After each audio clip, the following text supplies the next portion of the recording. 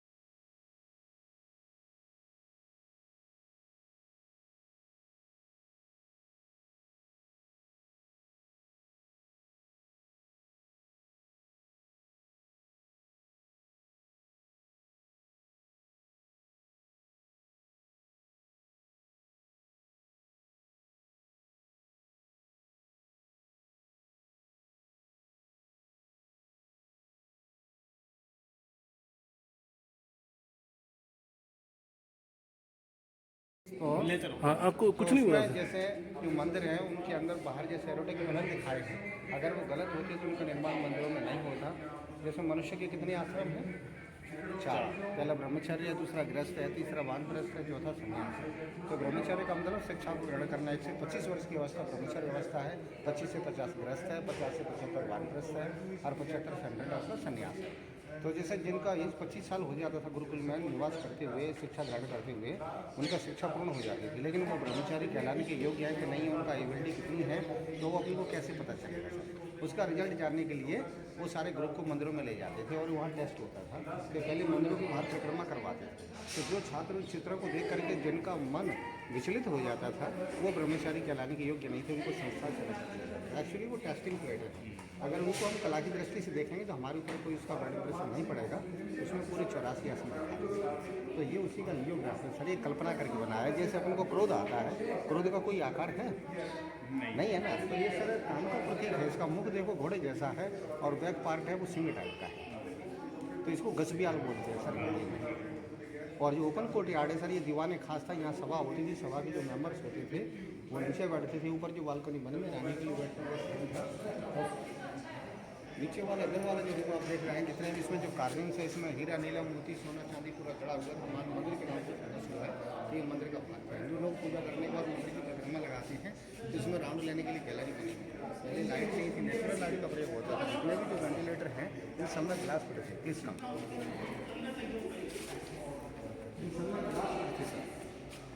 जो natural light को catch करते थे और पूरा ये लाइट फुल रहता था। ऊपर हिंदू स्थापत्य कला के जो नमूने दिखाए हैं, अक्षमाला दिखाई है, फूलों की पंखुड़ियाँ हैं, और नीचे लोहे के रिक्स दिखाए हैं, डेकोरेशन के लिए प्रयोग में लाए गए। तो बाद में ये इन्होंने तहस कर दिया, और जितना भी इसका जो बेसमेंट की सामान था वो उन्होंने तहस किया।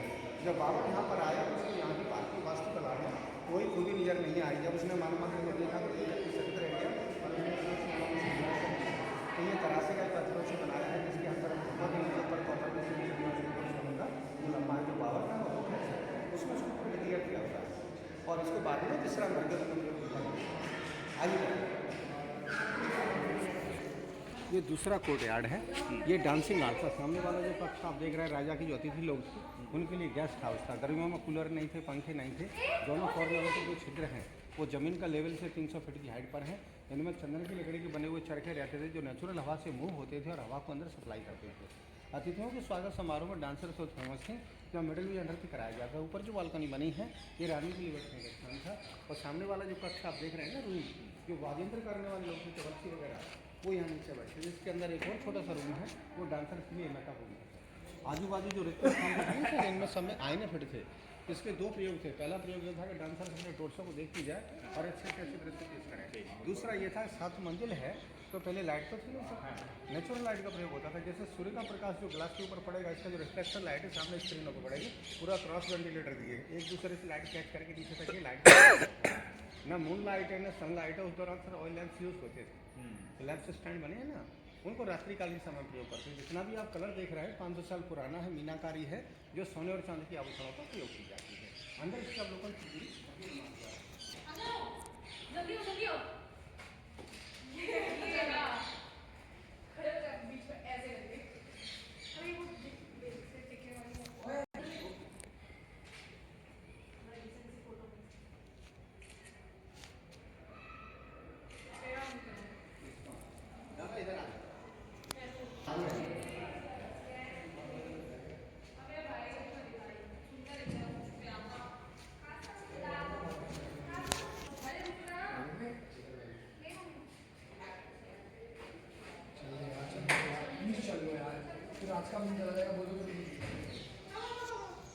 एक मिनट सर, ये गेस्टों के लिए, ये गेस्टों के लिए वो सामने म्यूजिशियंस के लिए था, म्यूजिशियंस के लिए, और ये ऊपर बालकनी बनी है, रानियों के लिए बैठने का स्थान था। अच्छा, ये रानियों के बैठने के लिए। अच्छा है। हाँ,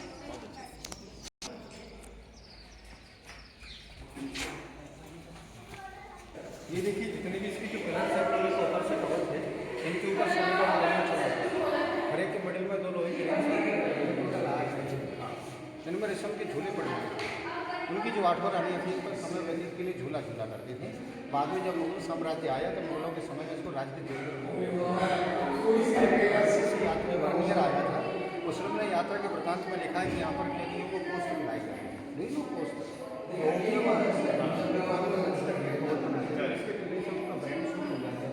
और सुख के कैदी इसी में मर जाते थे। सन 1659 में जब दिल्ली की लिए बगावत चल रही थी तो औरंगजेब ने खास अपने भाई को कैप्चर करके रखा है। जब पता चला कि भगने का प्रयास कर रहा है तो उसको फांसी की सजा देकर खत्म करवा दिया था। सरदारों के जो छठवें गुरु थे ना दादा हरगोविंद साहब, उनको जहांगीर ने यहाँ बंदी बना कर रखा था। जब वो रिहा हुए हैं तो उस वक्त बामन के अभी छोड़े गए थे, इसलिए दाताबंद छोड़ के नाम से गुरुद्वारा। और इसमें 2 छोटे छोटे हॉल हैं, कम्युनिकेशन सिस्टम है। एक दूसरे को अवगत कराने के लिए, इनको अर्जेंट मैसेज पास करने के लिए इनका प्रयोग किया जाता था। ये दोनों हॉल इधर ही है कि और कहीं भी है? सब जगह कनेक्टेड है सर। नहीं, और दूसरा हॉल कहाँ पर है? अभी मैं आपको बताऊँ। अच्छा अच्छा। और जैसे सूर्य पूरब में उदय होता है, पश्चिम में अस्त होता है, तो पूरा 9 से वेंटिलेटर काटेगा। सूर्य उदय से लेकर सूर्य अस्त तक इसमें इंग्लिश पार्ट है। जैसे मूव होता जाता है ना ऐसे, तो सूर्योदय से लेकर सूर्यास्त तक इसको नेचुरल लाइट रहती। जब इसको जेल का रूप दिया था तो ये पूरे वेंटिलेटर बंद कर दिए, जिससे कैदियों को ना शुद्ध हवा मिले ना पीने का पानी मिलता था। वो ब्रीवेज खिला, यस आइए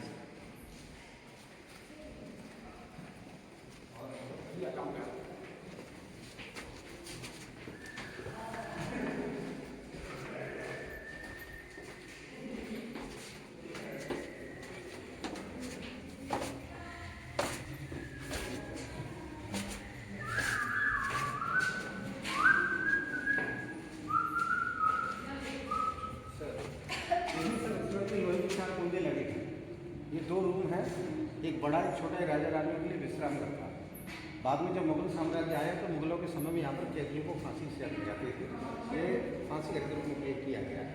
और बाहर से देखिएगा तो गोल चबूतरा है, ये फ्लैग स्टैंड है।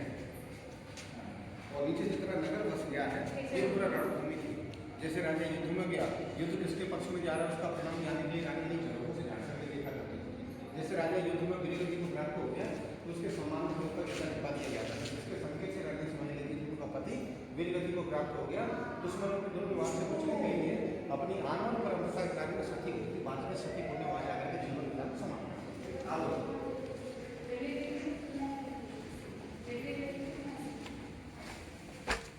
देखिए इसमें कितना फाइन कार्विंग्स है, फाइन मतलब टेक्नोलॉजी है। जितने भी वेंटिलेटर हैं there was fitted of the glasses. ये glasses catch sunlight and supplied inside sir.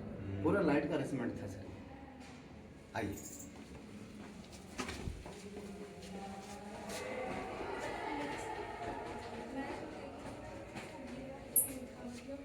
मेरे सामने गिरा लेकिन मैंने पूरा बैग खाना सब पकड़ के ही रखी थी और वो लोग बोल रहे थे कि उनको बैग पे रखते हैं तो सब ये बोल रहे हैं ना। और मैं बैठी थी तो बैग खा ही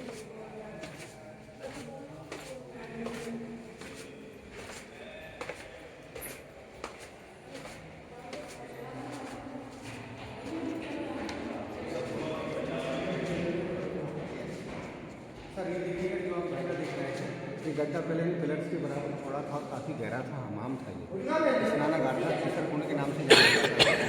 इसमें पानी में केसर मिक्स करके रखते थे, जिसके नहाने से रंग साफ होता था और पानी भी गंदा नहीं होता था। बाद में जब ये मुगल साम्राज्य आया तो मुगलों के समय में कुछ रानियाँ इस किले के अंदर फंस गई, जिनको बाहर भरने का मौका ना मिला, तो इसी पानी में डूब करके उन्होंने अपने, इसलिए जल जहर कुंड के नाम से फेमस हुआ है। इसके नीचे अभी 3 मंजिल और, जिनका रास्ता सामने से था, सुरक्षा बंद कर, क्योंकि पानी आ रहा है नीचे पानी है ना इसमें। हाँ ये अलग से दिख रहा है। हाँ और ये जो आपको ये क्या है? कम्युनिकेशन सिस्टम है। अच्छा, और इसमें भी रॉस वेंटिलेटर काटे गए सूर्योदय से लेकर सूर्यास्त तक। तो इसमें ये ये लाइट का अरेंजमेंट नहीं सर, लाइट है, ये लाइट बंद करने में तो क्लियर दिखेगा। इसमें और जगह जैसे राजस्थान के महलों में हमने देखा कि वो गर्म पानी करने का सिस्टम होता था, तो इसमें वो ऐसा है, मैं बताऊँ आगे जो पैलेसेस है ना, हाँ। ये कुछ पार्ट इसके बंद कर दिए हैं। अच्छा, भाई ऐसा राजा रहेगा तो लेटरिन भी करेगा, टॉयलेट भी करेगा, नहाएगा, बहुत सारी व्यवस्थाएं रहती हैं, हर महल में रहती हैं। कभी आपको अवसर मिलता है तो आप जो है ओरछा को जाना, ओरछा में आज की तारीख में वो प्रेजेंट में नहीं जैसे ये नहाने का था, तो जैसे मैंने राजस्थान में बहुत महलों में देखा तो इसमें गर्म पानी करने की ढलान था, वहाँ पे वो पानी गर्म करते। लेकिन बाद में मुगलों ने इसको जेल का रूप में प्रयोग तो किया। इसका गर्म पानी कहाँ से, और इसका एग्जिट कहाँ पर है पानी? इसका जो है इसको खुदाई करेंगे तो पूरा टर्नल्स वगैरह हैं, सब कुछ है इसमें। अच्छा। और इसका जो कुछ पार्ट है वो गवर्नमेंट ऑफ इंडिया का स्टोर बन चुका है, उसमें सारी व्यवस्थाएं हैं। तो मतलब इसका वो गर्म पानी का तो भारी रखा हुआ ना, भारी कहीं होगा नहीं, और राजस्थान में सब जगह भारी होता था बाहर रहते वो थे, गर्म लेकिन पानी इसमें से जो वो पानी का स्टोर करते वो हैं, पीतल के बर्तन से था, उसके पीतल के पाइप से निकलता था गर्म पानी का। आप लकड़ियाँ हाँ। जलाते थे भट्टियाँ, हाँ। और उसमें जैसे चूना, कई जगह की चूना की भट्टियाँ बड़ी बड़ी रहती नहीं हैं। वो पानी गर्म करके वो पानी पाइप को के यहाँ थ्रू भी इसमें नाली नीचे आता था। हाँ वो नाली। अंदर है, आपको अच्छा। मैं अंदर दिखा दूंगा। अच्छा। इसमें क्या है कि ये मुगलों के अधीन हो गया था, तो मुगलों ने उसकी सारी व्यवस्था को चरमरा दिया था। नहीं तो वो बाद में ब्रिटिश आई है, तो ब्रिटिश ने अपने हिसाब से यूज़ किया है।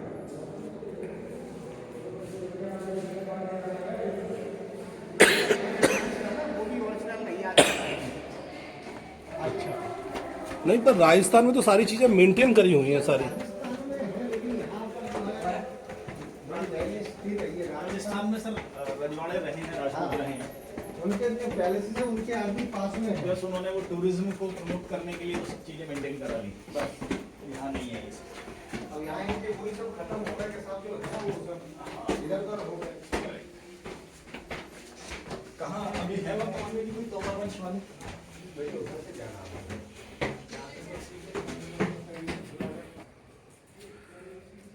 ये मान मंदिर पैलेस है।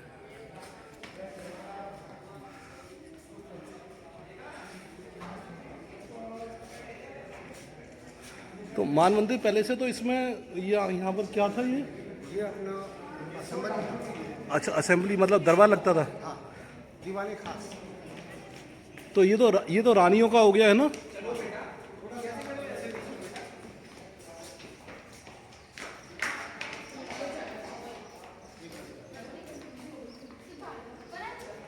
और ये वाला हिस्सा राजाओं का, रानियों का। तो ये जालीदार होगा ना, क्योंकि नहीं जनरली राजस्थान में ये था जालीदार रानियों के लिए था, क्योंकि वहाँ पर पर्दा सिस्टम चलता था, और ये खुला सिस्टम राजाओं के लिए था। इन पे भी काले कपड़े के कर्टन पड़े थे। नहीं, ये बिल्कुल यहाँ मतलब राजस्थान में तो पूरा कॉन्सेप्ट ही चेंज था। ये खुला सिस्टम राजाओं के लिए था और ये रानियों के लिए था, ऐसा। और स्क्रीन वर्क है उसमें। हाँ, तो ये रानियों के लिए। तो राजा कहाँ बैठते थे? राजा सब नीचे यहाँ नीचे।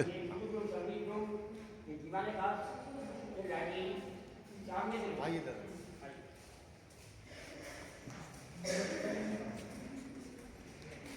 अच्छा, ये आपका रानियों का हो गया, और राजाओं का भी तो कोई जगह होगी। उनके जो भी गए आते थे मंत्रीगण वगैरह, सर वो तो सही है, पर राजाओं का भी तो एक अपना जगह रहती है फिक्स्ड। जगह उनके जैसे अपने लाल किले में बना हुआ है ना मयूर सिंहासन हाँ। वगैरह, उस टाइप का यहाँ पे कुछ नहीं, है। हर किले नहीं, मैं आप मेरी बात, राजस्थान में हर किले में राजा के बैठने की एक फिक्स जगह है, उसका अलग से एक सिंहासन आपको कहीं ना कहीं आपको बाहर दिखे। जैसे आप पूछ रहे हैं ना, हाँ। वो पब्लिक ऑडियंस हॉल है, वो बाहर बना हुआ पब्लिक ऑडियंस नहीं, उसके हर शीश महल, कांच महल, उनमें फूल महल, सब में एक जगह उनका राजा की अलग से होती है। यहाँ तो नीचे ही है, जो मतलब व्यवस्थाएं नहीं रही, बाद में सब मुगलों के अधीन होने के कारण अव्यवस्था। नहीं, नहीं, तो सर यही लास्ट तो लास्ट है ये कोर्ट खत्म। अच्छा, क्योंकि अब तो इधर बंद हो गया। अच्छा, अभी कभी आना जो है तो आपने गाइड के द्वारा ये महल का, ग्वालियर फोर्ट के बारे में आपने जो सुना, जो इसने बताया, इसका इतिहास या जो भी इसकी डिटेल बताई, पर मैंने बहुत सारे क्रॉस क्वेश्चन किए, तो उसका क्रॉस क्वेश्चन का ये कोई सही तरह से जवाब नहीं दे पाया। तो मेरा यही है, जब भी आप गाइड हायर करें तो सोच समझ करेंगे, क्योंकि उसको बहुत सारी जगहों को गोल मटोल कर गया या घुमा गया। तो आप देखें, और आगे चल करके मैं आपको इस किले का एरियल व्यू दिखाता हूँ। जब किले को ऊपर से देखेंगे तो किले का एरियल व्यू दिखा करके सिटी का एरियल व्यू दिखाता हूँ। आप जब किले के ऊपर से शहर का व्यू देखेंगे तो आपको बहुत ही प्यारा व्यू दिखाई देगा और बहुत ही सुंदर व्यू दिखाई देगा। तो अभी मैं आपको किले का व्यू दिखाता हूँ। पहले बाहर से देख लीजिए, पहले किले का बाहर का व्यू देखिए, फिर मैं आपको शहर का व्यू दिखाता हूँ। तो अभी देखिए, ये बाहर से किले का व्यू दिख रहा है, तो इसके बाद हम शहर का व्यू आपको दिखाएंगे। आप ये देखिए, तो ये आप देख रहे हैं, ये पूरा पत्थर का बना हुआ है, और ये सारा कुछ देखिए। ये अब हम नीचे की तरफ जा रहे हैं। यहाँ पहले जो लोग थे वो इसी रास्ते के थ्रू आया करते थे, और जब किले के बाहर देखेंगे जो एक रोड है वो नॉर्मल रोड है, यहाँ पर पब्लिक खूब आगे ये जो इसके बगल से रोड है वो नॉर्मल रोड है, उसमें पब्लिक आती जाती रहती है। तो ये देखिए, ये आप अब यहाँ से आप शहर का व्यू दिखाई सकते हैं, क्योंकि ये काफ़ी ऊंचाई पर है, तो इससे आप नीचे शहर का व्यू दिखाई देंगे तो बहुत ही सुंदर और प्यारा व्यू दिखाई देगा। तो आप देखिए, ये दरवाजे पहले इसी के थ्रू, मतलब राजा के दरबारी लोग या राजा से जो मिलने के लिए आते थे तो इसी के थ्रू आते थे। और देखिए, ये पूरा व्यू किले का दिखाई दे रहा है, और नीचे आप शहर का व्यू आप देख लीजिए, पूरा शहर का एरियल व्यू आपको दिखाई दे रहा है। तो बहुत ही सुंदर और प्यारा व्यू है, आप देखिए। और मेरी आप लोगों से रिक्वेस्ट है कि प्लीज़ चैनल को लाइक करें, शेयर करें, सब्सक्राइब करें और कमेंट भी करें, क्योंकि जब तक आप कमेंट नहीं करेंगे तो मुझे पता नहीं चलेगा क्या सही है क्या गलत है। तो देखिए, ये मैंने आपको बताया। तो यहाँ पर जब भी आप जाएंगे तो यहाँ पर एक गुरुद्वारा भी है आगे चल करके, वो पास ही है, और एक सास बहू का मंदिर है, वो भी पास में ही है।